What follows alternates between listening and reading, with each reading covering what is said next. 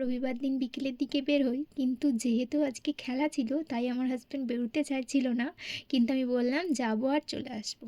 তবে আমি যাওয়ার সময় আজকে হঠাৎ করে একটা জিনিস লক্ষ্য করেছি ভিডিও বানাতে বানাতে, যে আমাদের এখানেও তালতলা আছে, কিন্তু আমি এখানে কোনো দিন কাউকে ভিডিও বানাতে দেখিনি। তবে সেদিন যাওয়ার সময় আমি একটা মেয়েকে এখানে বসে বসে ভিডিও বানাতে দেখেছি। সেটা দেখে আমার মনে হলো হ্যাঁ, সত্যিই তো আমাদের এখানে তালতলা আছে।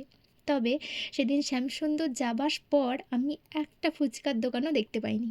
চারিদিকে এত মেলা হচ্ছে, ফুচকার দোকান বা আমরা যেখান যেখান থেকে খাই কোনো কিছুই খোলা পাইনি। শেষমেশ অগত্যা একটা করে আইসক্রিম খেয়ে বাড়ি ফিরলাম। তাও আবার আইসক্রিম নিয়েছি, আমার যে আইসক্রিমটা নিয়েছি সেটা আমার আর পছন্দ হয়নি।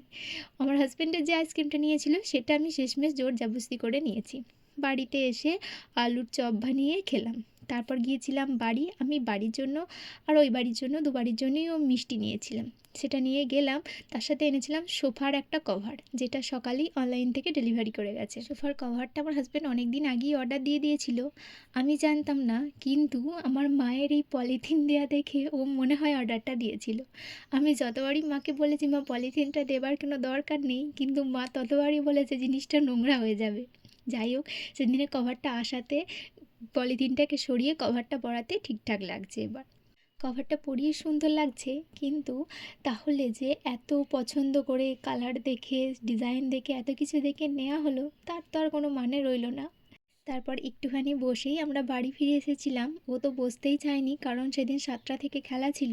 শুধুমাত্র কভারটা ঠিকঠাক করে আমি পরাতে পারবো না, বা বাবা ছিল না, বাবার আসতে একটু দেরি হয়, সেই কারণেই ও গিয়েছিল।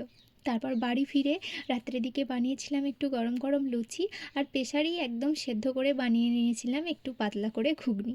আজকে রাত্রে ডিনারে লুচি আর ঘুগনি।